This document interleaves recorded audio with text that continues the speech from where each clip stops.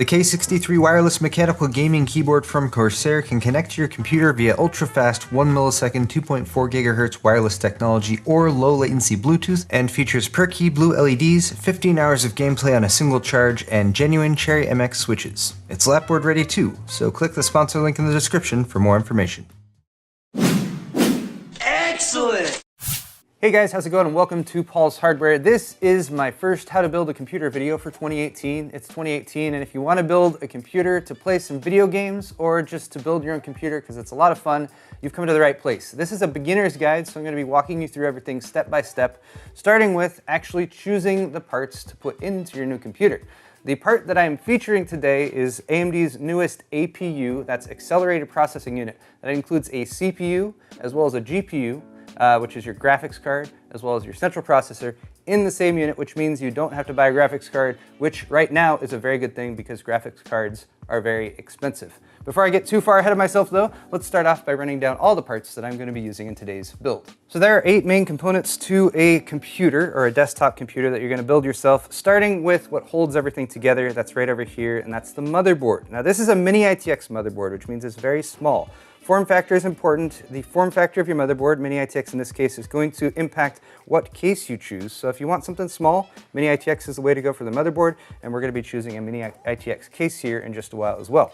You want to make sure that the sockets at the center here is compatible with your processor. So the socket we're using today is AMD's AM4 socket, and that is of course compatible with our AMD Ryzen 3 2200G APU, so it's going to slot in right there. You've also got some other slots in here for memory, for example, over on this side, as well as places to plug in power, as well as some connectors for storage, and we'll get into that as we actually start to build. Next up is our processor. So this here is our 2200G from AMD, and again, this is both a quad-core CPU as well as a graphics card, not a graphics card, but your graphics capabilities are integrated into that as well. This is a PGA or pin grid array processor, so there's a bunch of little pins on the bottom, and that's what slots into the socket on the motherboard, and they're very delicate, so they can be slightly bent. You want to try not to touch them with your fingers if you can. If you do bend them, don't worry, they can be bent back into place, but it's best just to be really careful with that so you don't end up actually bending them. Now your processor is going to warm up when it actually is in use, so it's going to want to be able to stay cool. For that, you're going to need a CPU cooler. AMD includes a CPU cooler. This is called the Wraith Stealth in the box. So you can use this, and that's what we're going to be using today to keep the price down, because $99 for the 2200G plus a cooler, hey, that's a pretty good deal. And you get a graphics card in there as well. Now you're also going to need some storage for your system, and we have a couple different options for that here. These are both SSDs or solid state drives. You can also use a mechanical drive, although mechanical drives are a bit slower. I typically only recommend those for mass storage right now. These are smaller, so here is going to be your budget-friendly option. This is a 240 gig SSD, and this is typically what I recommend for anyone who's building a new system. 240 gigs will give you enough space for your operating system, as well as some apps and games, and it's going to be nice and fast to keep your system very responsive. Might not be the same drive I have listed down in the video's description today, so just check down there. I'll have a solid 240 gig-ish drive that you can buy that will get the job done for you. Now if you want to upgrade and get yourself a lot faster storage, this is not necessary by any stretch for today, but the next generation of SSDs are going to look kind of like this. Kind of like a stick of gum, but this is an M.2 drive, which refers to the actual connector here. And the cool thing about that is it can actually mount directly to your motherboard. So this motherboard has an M.2 slot on the bottom. It is also an NVMe connection, so you want to double check and make sure that your motherboard has NVMe support. This would allow us to just connect that right there, give us some really fast storage, and of course I would need to cinch it down with the little screw right there. But these are of course much more expensive. So if you're just trying to get yourself up and running, you're not going to suffer too much, or in fact at all really, when it comes to practical performance by going with a more normal SATA SSD like this one, but just wanted to point out that M.2 drives are an option as well. Next up is going to be memory, and the memory that we're using today was specifically chosen so it can be compatible with our APU and our motherboard. So my recommendation for memory is, first off, brace yourself, because memory prices, just like GPU prices, are very high right now. It might be expensive for you to get your memory, but double check the compatibility support list from your motherboard manufacturer, and then choose memory that's 2933 as far as the speed goes, or faster. This is 3200 speed, but since your graphics is going to be using this memory as well, you want to make sure you have at least decent speed there. 2933 is kind of my starting off points. And as always, you can double check your motherboard's compatibility list for memory to make sure that whatever you get is going to slot into the motherboard and just work, and you won't have to mess around with a bunch of settings or that kind of thing. So that's 4 of our main components: motherboard, CPU, storage, memory. The remaining 3 are graphics card, case, and power supply. So for graphics card, I have one right here. It is a Vega 56, and let me just tell you guys that graphics card prices are really expensive right now. But that is why we're not gonna be using one in today's build, and that is one of the advantages that you get with an APU.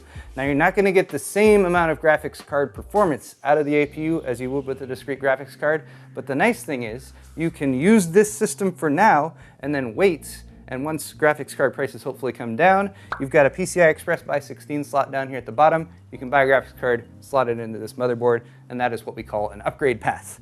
Now, the last 2 components are power supply and case, and I saved them for last. One, because they tend to have a little bit less of an impact on the actual performance of your system.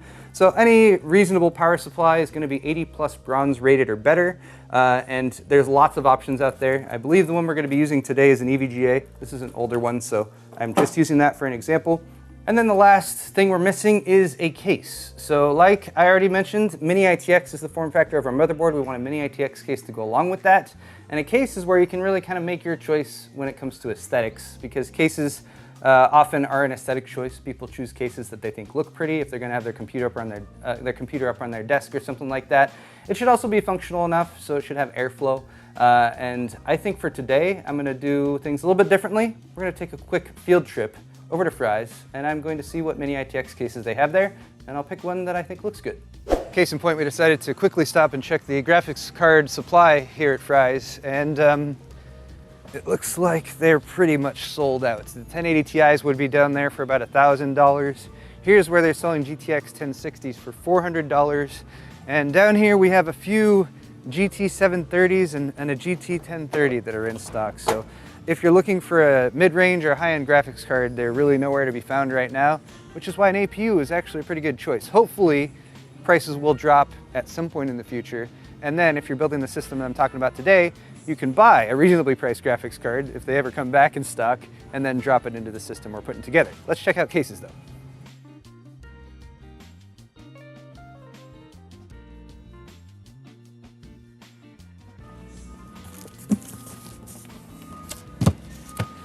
This is the Core V1, and it is a Mini ITX case, and I have actually never built in it. So I think this will get the job done. All right, guys, we're back from Fry's. We had some lunch, and now we're ready to build. So the case we decided on was the Core V1. This is from Thermaltake. It's a $50 case, and it was actually one of the only Mini ITX cases that they had there at Fry's. There were a few other ones, but they were crappy, so this is the one we decided on. Parts list, of course, is in the video's description again, and I've gone ahead and taken everything here and priced everything, and if you exclude the memory, the parts list we're looking at right now is about $365. Now the memory, if you get a 16 gig kit and you want fast memory and you want something that's compatible with Ryzen, is going to cost about $200 right now, which is pretty expensive.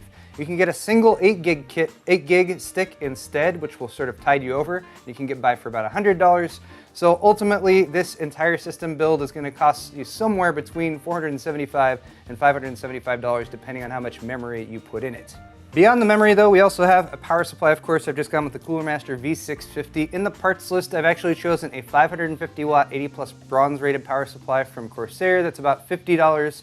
That will get you by just fine. I'm using this one because it's what I have on hand. Beyond that though, all the rest of the parts are the same ones that I've listed off, so it is time to get building. If you're building at home, you're pretty much only going to need one key piece of hardware technology, and that is a screwdriver. Phillips head screwdriver. Now we might be using a few other things as I go on here, so I'll tell you guys those things as I move forward with them. But for the time being, we're gonna go ahead and start by preparing the motherboard. And I'm already bringing in another piece of equipment, and that is just a soft rubber mat. Try to build on a non-conductive surface. Wood works just fine, a cardboard box is just fine. Just don't build on a metal surface like a table or something like that. Getting our motherboard unpacked, we're gonna have inside the motherboard itself, of course, and we're gonna have a few accessories that we want to keep ready to use. This is the I/O shield, the input-output shield, and that kind of lines up with the back of the motherboard. We'll install that in the case before we put the motherboard in. We're gonna need a single serial ATA cable, and that is to connect up our SSD. And then we're also going to need the Wi-Fi adapter. Since this motherboard includes Wi-Fi, this is the antenna, and that's just so once we actually get the system up and running, we can connect that up. In order to connect it to Wi-Fi, download Windows and Windows updates and all that good stuff. Next, we'll unbox our processor. I've already used this one, which is why the seal is broken, but I repacked it to give you guys the exact same experience. Inside we have our processor itself and our heatsink fan. This is the Wraith Spire heatsink fan. And apart from the heatsink fan itself, you're gonna definitely need to have some thermal paste. Now, if you're buying this brand new, you'll have some thermal paste pre-applied on the bottom of the Wraith Spire cooler. So that's what we're gonna use today. It's already pre-applied, so you don't have to worry about it. Just don't touch it before you install the processor and get the heatsink fan installed as well. Next up, our CPU, and that comes in a little clamshell. Keeps it protected. Until you're ready to install this, probably keep it in here. And again, bear in mind, there are a bunch of pins on the bottom of the CPU, and those are fairly delicate, so you don't want to bend those or anything like that. The CPU itself can be handled by the edges, most ideally. You want to minimize contact with the top here, as well as the pins on the bottom, and that's simply to keep oils from your fingers to getting all over it and that kind of thing. But all we're going to really be paying attention to is the orientation of the pins, of course, and then you're going to look at the corner. And on one corner here, you actually have a tiny little golden triangle. That golden triangle is very important. So keep an eye where that golden triangle is, and then take a look at your AM4 socket down here on the motherboard itself. You're going to have a little lever arm on the side, so just pull that out ever so slightly and lift it up. That will open the socket, and it's ready for the CPU now. Take the gold triangle of the CPU, line it up with the triangle that's sort of in the edge of the socket. So with the two corners lined up so they're in the same corner, just set the CPU straight down on top of the socket and it'll drop down into place. This is what is known as a zero insertion force socket, which means you don't need to press down on that at all. If it doesn't drop in for you like mine did, just lift it up, flip it over, and take a gander at the pins on the underneath. You can look at them from the edge, just to make sure they're all straight. If they're not straight, I'll link a video where I go over some basic tips on actually correcting that and straightening out some motherboard pins. But it should just drop in like that, and if it does, go ahead and lower that little lever arm. That will hold it in place. It's not 100% secure, but it's secure enough for now for us to move on to the next step, which is to get the actual heatsink fan ready to mount.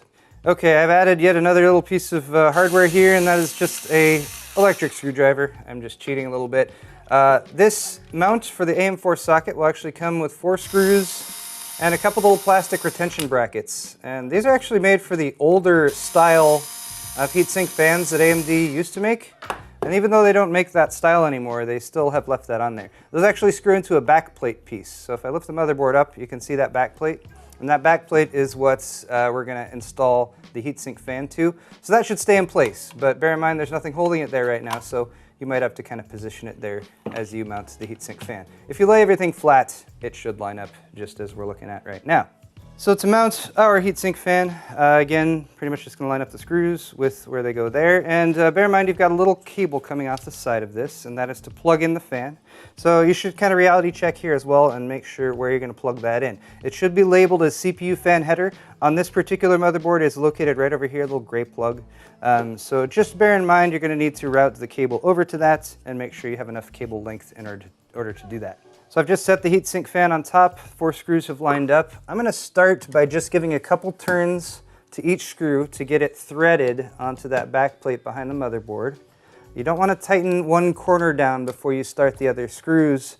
That'll make it harder to get the other screws started in the threading on the back plate, and it will also potentially put disproportionate force on one corner of the CPU, which isn't a huge deal, but something you should watch out for. Once you've got them started, you can go ahead and go with opposite corners one at a time, and you can tighten each one down. And you can tighten those down tight, not too tight, but they can be pretty snug on there. Beyond that, we just got our cable hanging off there, and I'm just going to route that around and plug it in to the CPU fan header. And the other thing we can do right now, while we've got the motherboard out and easily accessible, is install our system memory.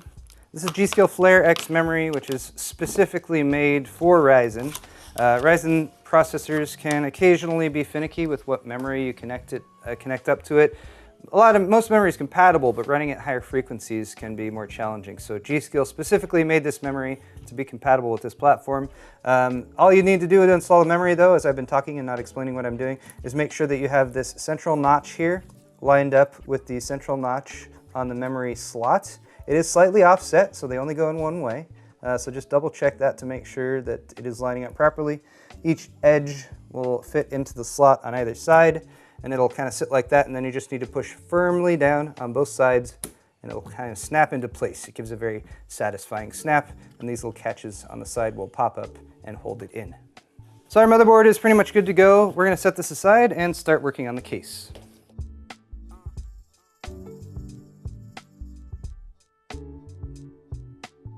So once you've got your case out of the box, give it a once over, make sure everything is not damaged. This case is very small, very boxy, but you're basically going to have two side panels on either side. Typically those are held on by thumb screws in the back, so you can just unscrew those to pop up the side panels to access the interior.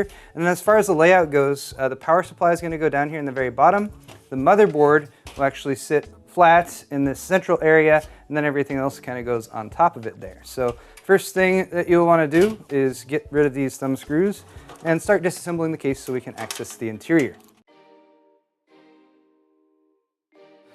So I've removed all of our side panel pieces. One thing I will say is if your side panels have clear plexiglass like this, they'll usually have plastic over the top of it just to keep it from getting scratched up during shipping. These are really, really easy to scratch. So I recommend leaving that plastic on until the system is all put together, peeled off at the very end as sort of the finished product type thing. The things you're going to want to keep in mind are that almost every case is going to come with a set of accessories like this.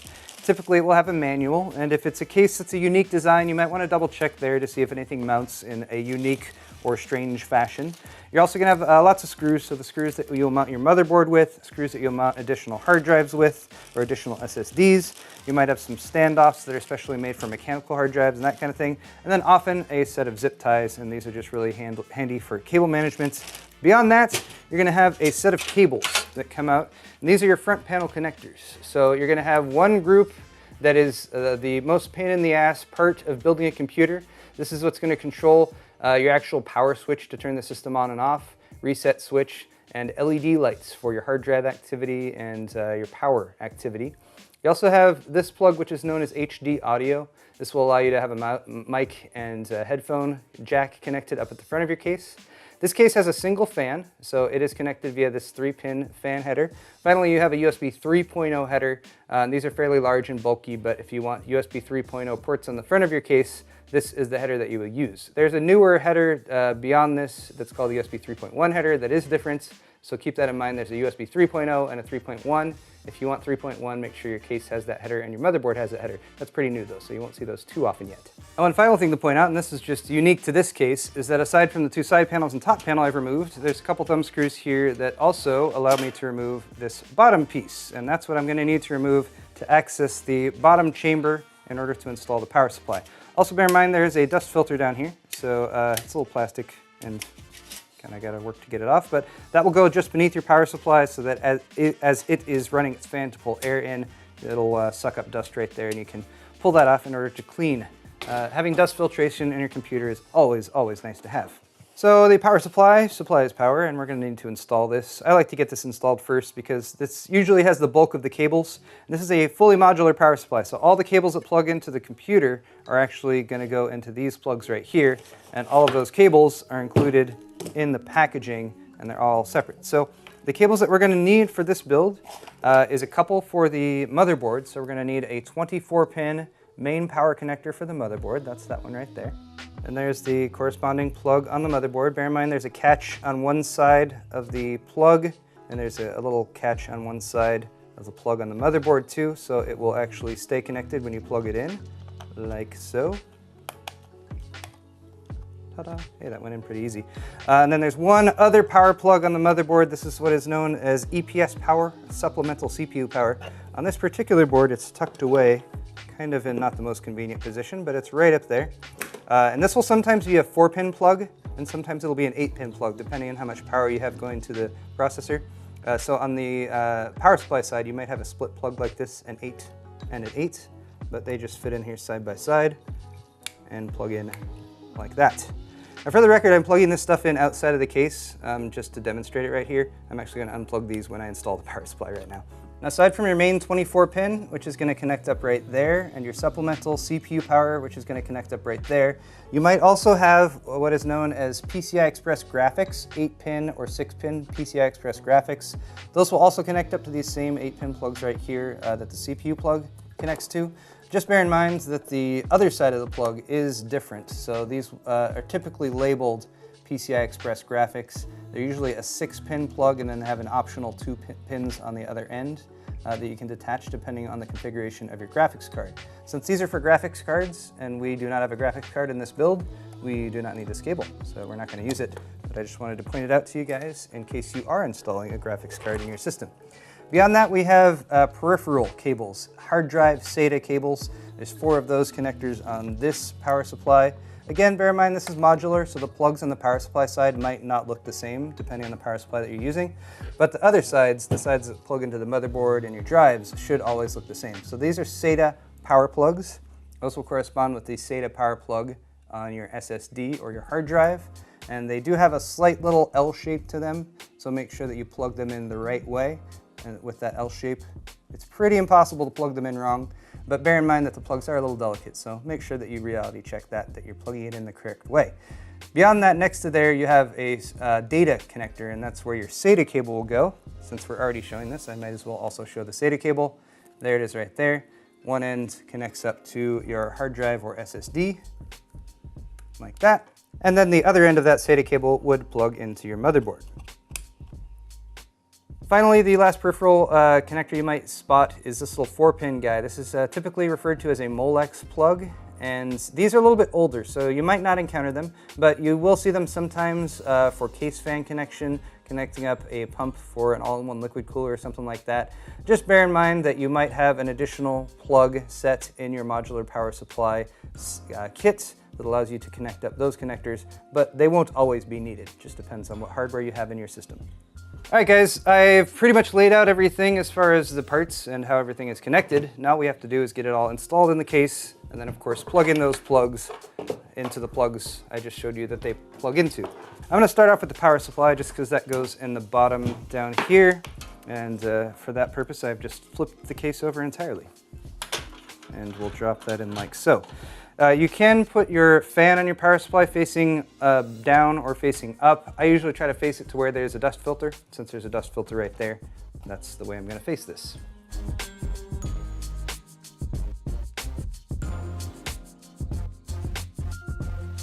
At this point, since I already showed you which modular cables we need, and we have easy access to the bottom of the power supply, I'm going to go ahead and connect those up.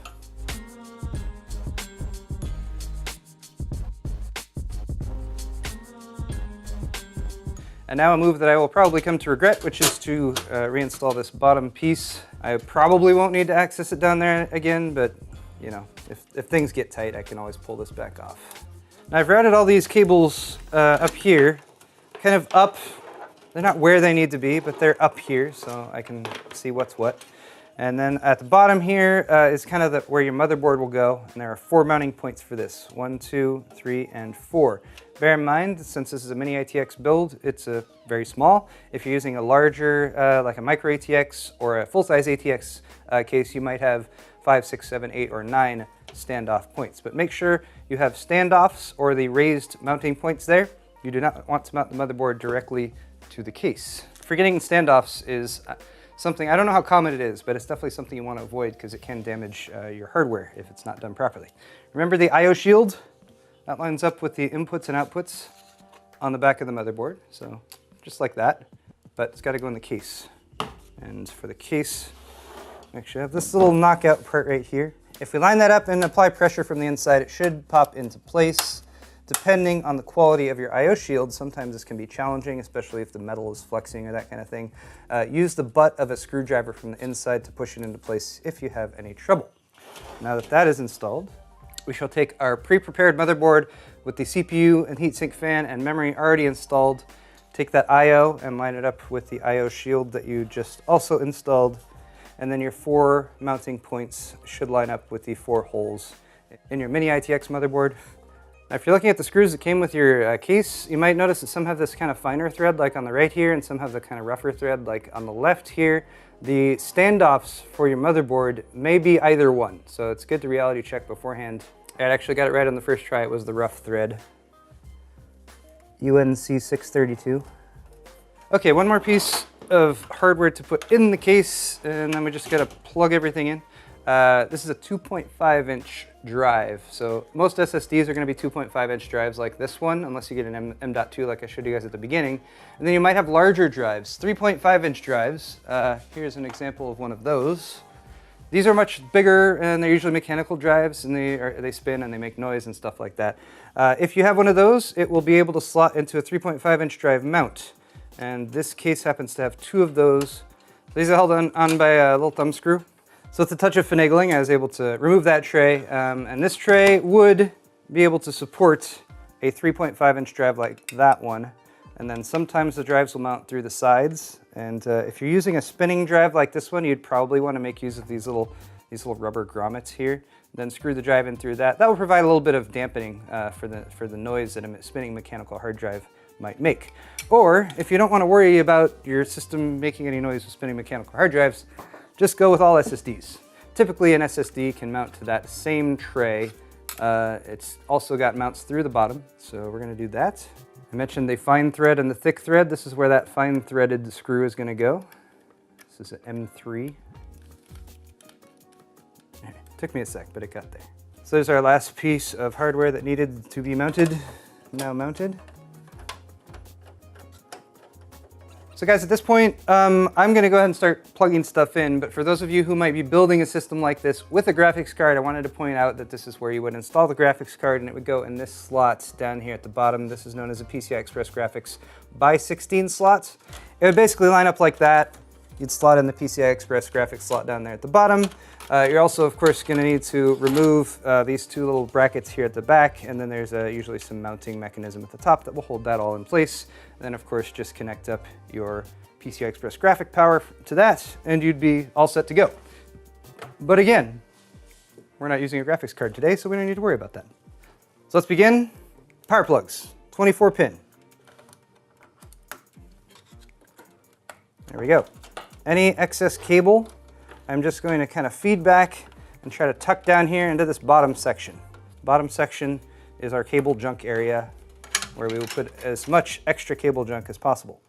We also have the need for a SATA power connector over here for the SSD, so I'll go ahead and plug that in.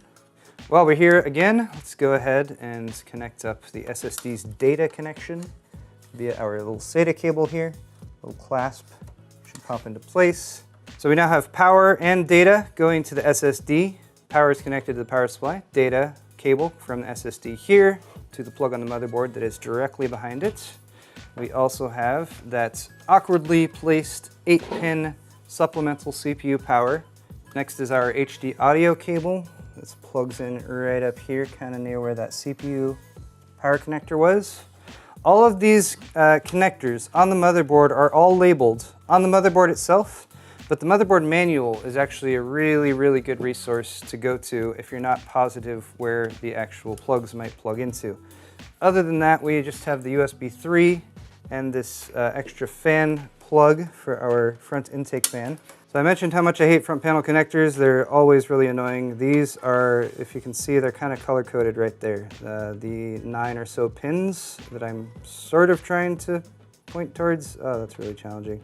Anyway, they're all right there. They're all labeled, and I'm going to attempt to plug them in. Making this even more difficult is the fact that some of them are labeled plus or minus, positive or negative.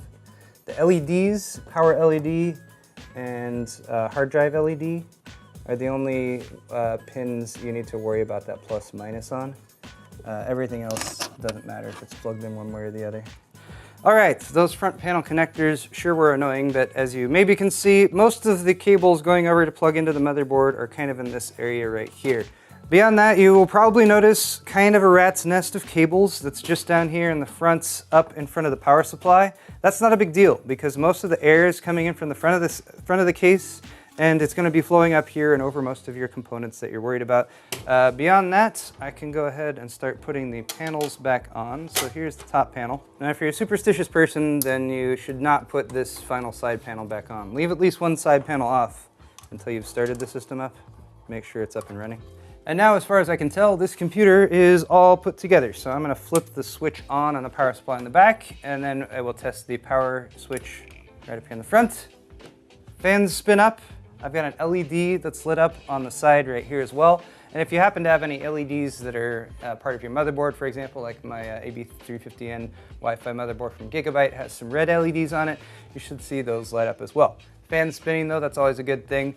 And that's pretty much all there is to it when it comes to assembling a computer like this. I will say, there's one last part I want to do right here. I am now allowed to do this.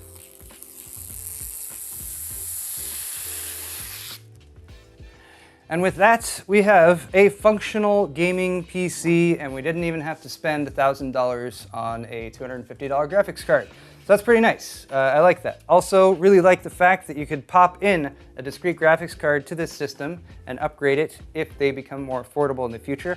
I also like the fact that since this is an AM4 chipset motherboard, right now we've got a quad core in there.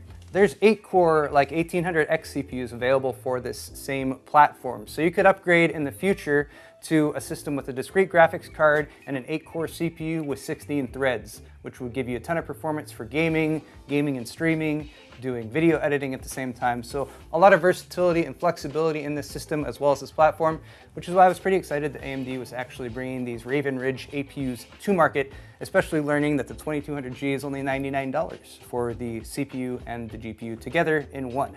But guys, if you enjoyed this video, definitely hit the thumbs up button. If you're at a loss for what to do next, I will link my first 5 things to do with a new PC build in this video's description. That will take you to the next steps of getting Windows loaded, making sure your BIOS is set up correctly, making sure any drives that you add on there are set up properly as well. And there's a follow-up video where you can work on setting up Steam and getting your games loaded and that sort of thing too. Thank you so much for watching this video though, guys. Share it with your friends if you think that they would like to build a new computer like this as well. And of course, hit that thumbs up button on the way out if you enjoyed it. We'll see you guys in the next video.